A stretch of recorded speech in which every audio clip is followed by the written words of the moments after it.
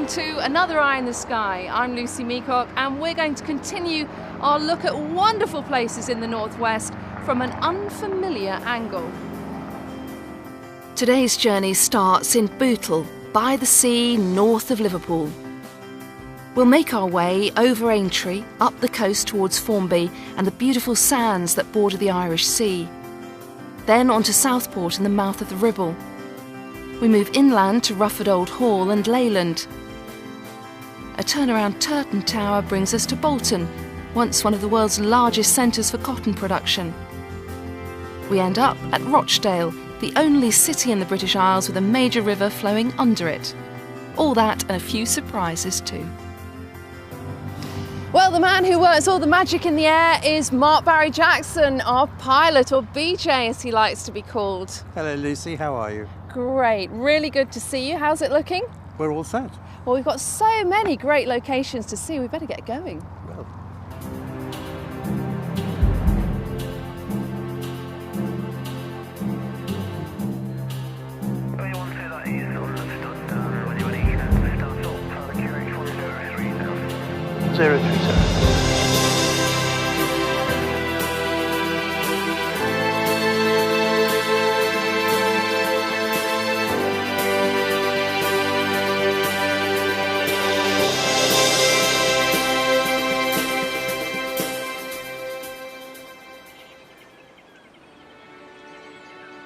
Down below is Bootle, which lies at the mouth of the Mersey.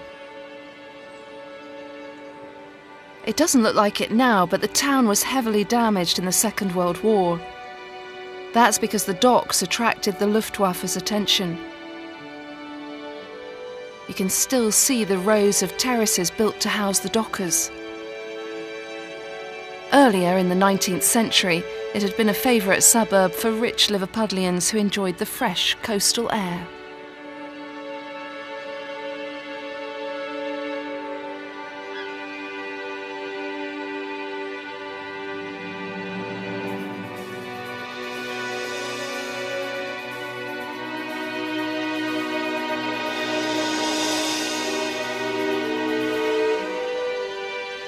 We're over the world-famous Aintree Racecourse, where the Grand National is run every spring.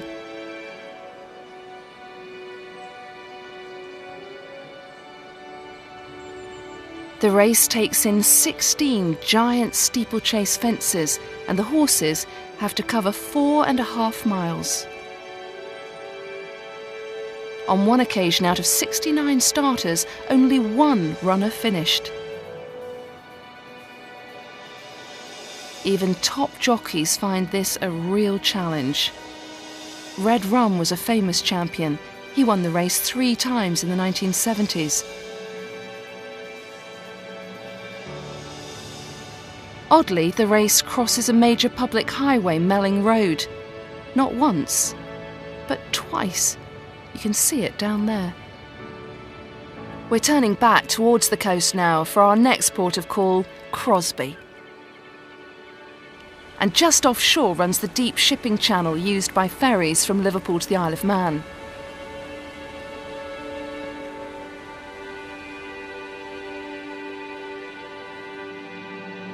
If the passengers look shoreward, they'll notice great figures standing on the beach. These are Anthony Gormley's Another Place sculptures, forever keeping watch over the passing ships and the holidaymakers.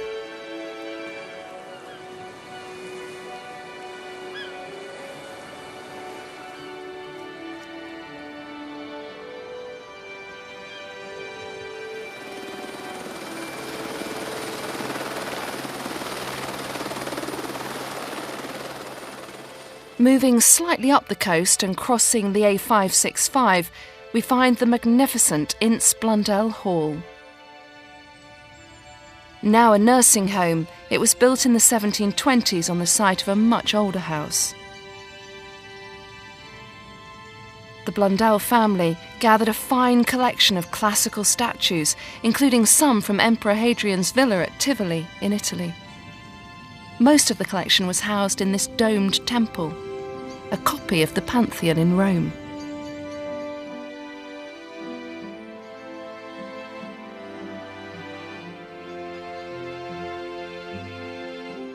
back on the coast lies Formby.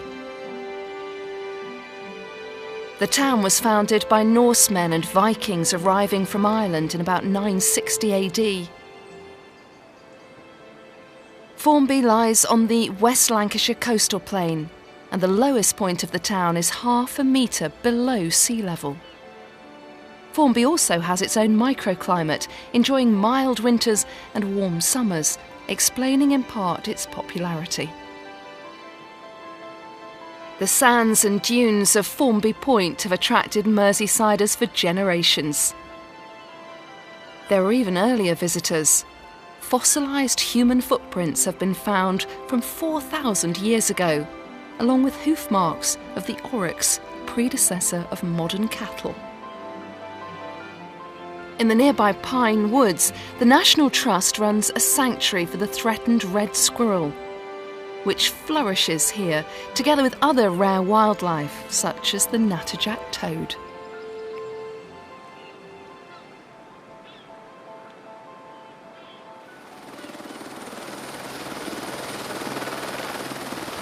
We're heading eastwards and inland now over the low-lying coastal plain.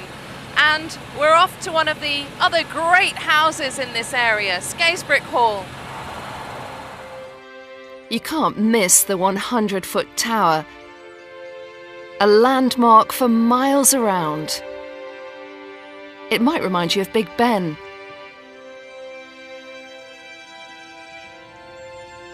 It was originally designed by Augustus Pugin, who'd worked on the Houses of Parliament, and was later rebuilt by his son. The whole house is an outstanding example of the Victorian Gothic style.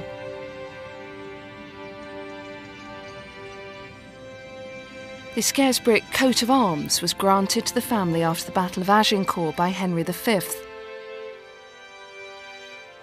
At that time, they'd already owned the land for 300 years. It's now a private school, though occasional guided tours take place.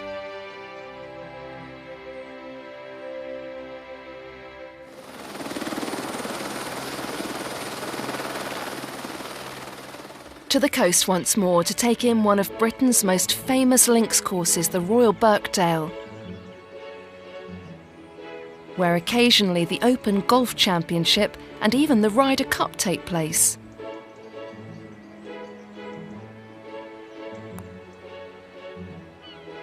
It's sandwiched neatly between Southport and Ainsdale-on-Sea. This small holiday town has a splendid beach. Ainsdale is one of the best sites in the country for kite surfing.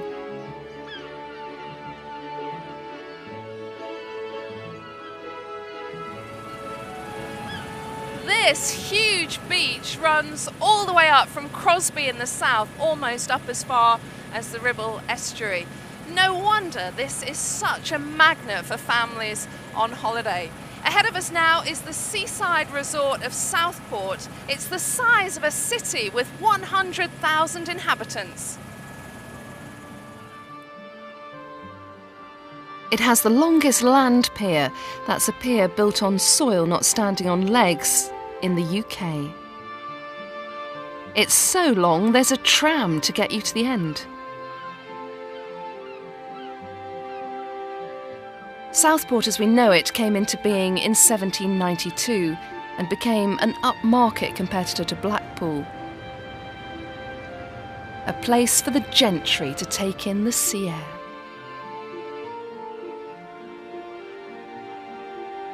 Its most famous resident was Louis Napoleon Bonaparte, who lived in exile on Lord Street before returning to France as emperor.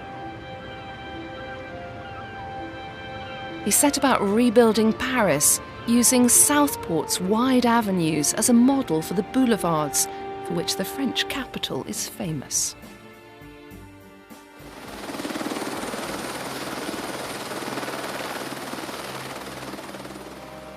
The wide mouth of the River Ribble.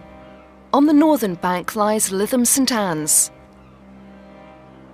The river has had a long journey from Ribble Head in Yorkshire before discharging into the Irish Sea. This body of water marked the northern boundary of the Kingdom of Mercia. With its extensive boglands, it must have proved a formidable frontier. These mudflats, intersected by myriad small tributaries, are home to many wildfowl and rare plants.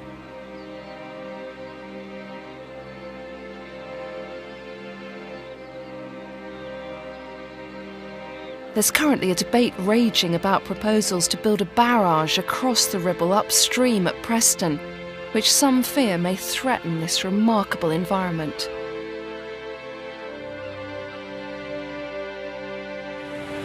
Well, time for a break now, but be sure to join BJ and me in part 2 when we head inland to the great beating heart of the Northwest, the mill towns as you've never seen them before. Don't go away.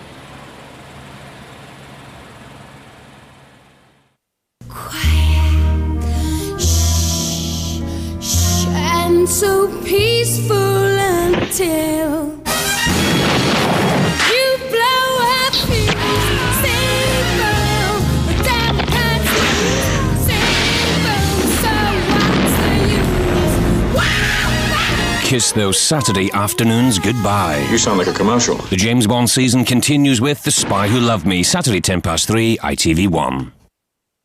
It's Sparky's final show and the stars are queuing up. Hello, my name is Michael Caine. Don't go! Please don't go. It's the only television again. Not going to do that show, David. Please don't talk about... What show? I thought I was supposed to be having a party. Great nickname, Golden Boy. It's one of the better ones I've been called. Probably the only one who gives you a little bit of attention. So much to do and so little time. Parkinson, Sunday at 9, ITV1. Hi, welcome back. Well, we're still south of the River Ribble and we're heading inland towards the densely populated heartland of the Red Rose County, Lancashire. But before we get in among the mills, there's a little detour worth taking. This is Rufford Old Hall, just off the A59. You'll recognise the famous black and white style which tells us the house has Tudor origins. In fact, it was built by Sir Thomas Hesketh when Henry VIII was on the throne and remained in the same family for 400 years. 130 years later, a brick extension was added in contrast to the black and white. In 1820, another wing was added along with a castellated tower.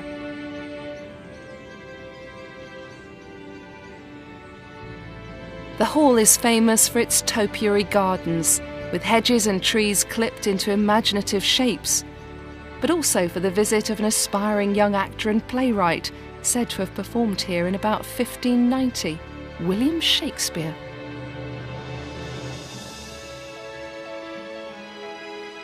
We've all heard of Leyland, home to our best-known car maker in the last century. Here were built Rover and Standard Triumph cars. British Leyland was named after the local town. This is the old test track.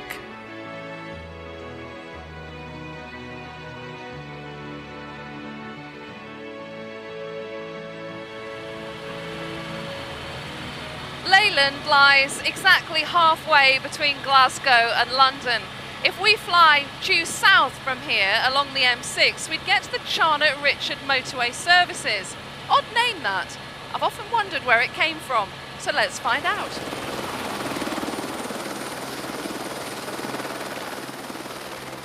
Below us is Astley Hall, which was acquired 500 years ago by the most important family in the area, the Charnocks.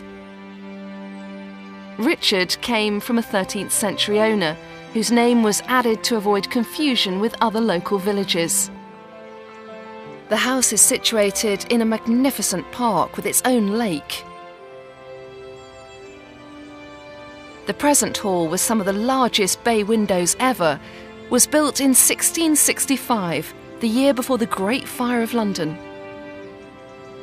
It's now a museum and provides a popular day out.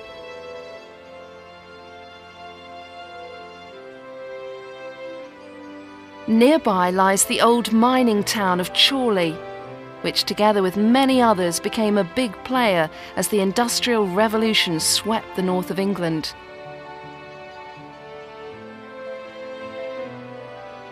Lying at the foot of the West Pennine Moors, it gives its name to the delicious Chorley cake, traditionally eaten with Lancashire cheese, also locally produced.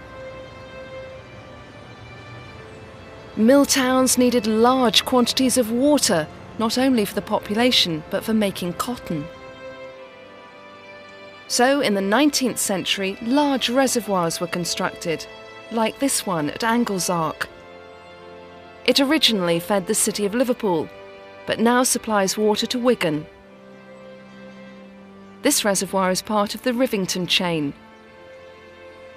Streams running off the moor also filled the upper and lower Rivington reservoirs, which form part of the chain.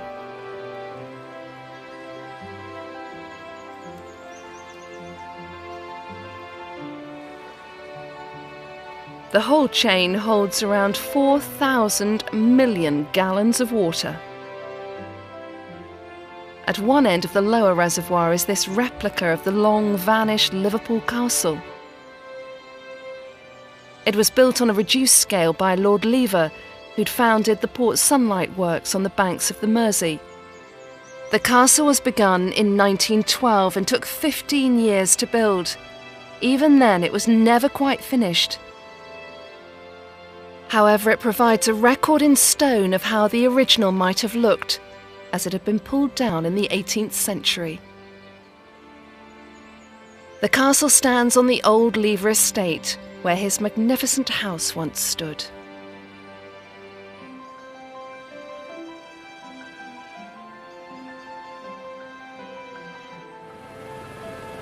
Just above the reservoirs is the highest point in the area, Winter Hill. At 456 metres above sea level, it dominates the landscape for miles around. And dominating Winter Hill is the transmitter tower. At 309 metres, it's among the tallest in the country and one of the most important. It's built using a tubular design, which means that maintenance crews can climb up the inside and so avoid bad weather. There are 15 stays holding the mast upright. And on the top, a light to ward off aircraft. As you can see today, the top is in the clouds, which gives a clue to its height. Even if you live as far away from the mast as North Wales, you may be receiving this programme from here. Not to mention many radio frequencies as well.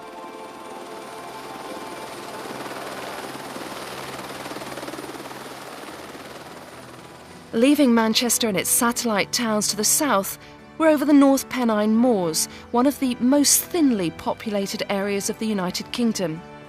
And here we'll find our next destination, Turton Tower. But it isn't a tower, it's a house. It was once owned by Humphrey Chetham, a wealthy Manchester merchant who founded the famous library and School of Music in the city.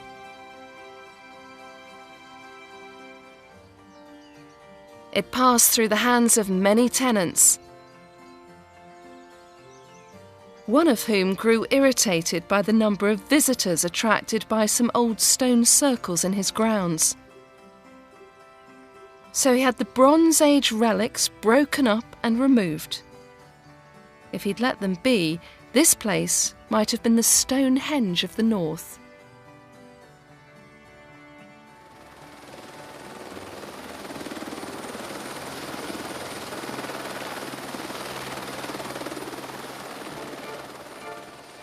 Bolton used to be called Bolton Le Moors. It's home to the Reebok Stadium and its renowned football club Bolton Wanderers, firmly in the Premier League.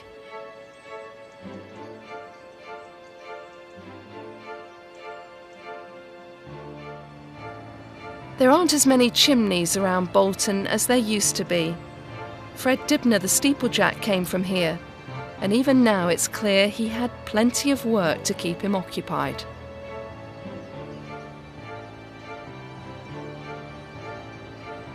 Bolton was one of the largest textile centres anywhere and helped to clothe the world. The site was chosen by Huguenot cotton workers because of its damp climate. Cotton doesn't break in the moist air.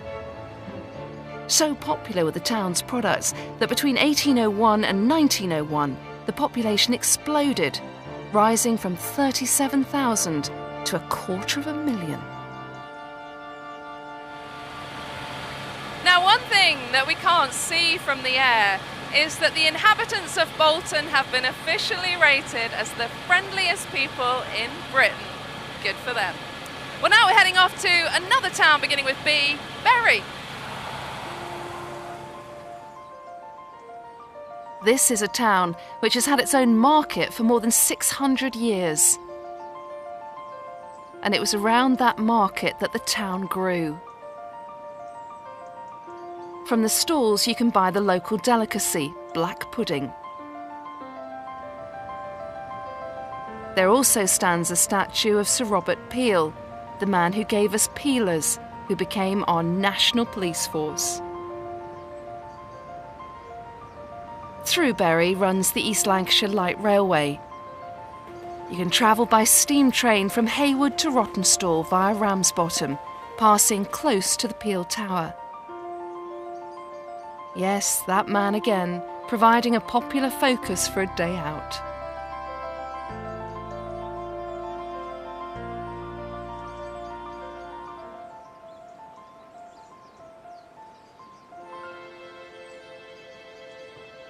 And where better to end our overview of the great mill towns than Rochdale, once the most productive of all the industrial centres of the northwest.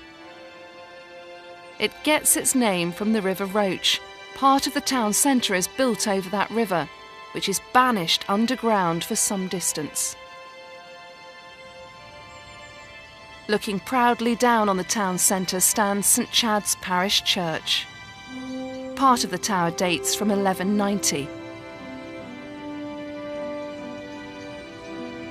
No cowboy builders in those days.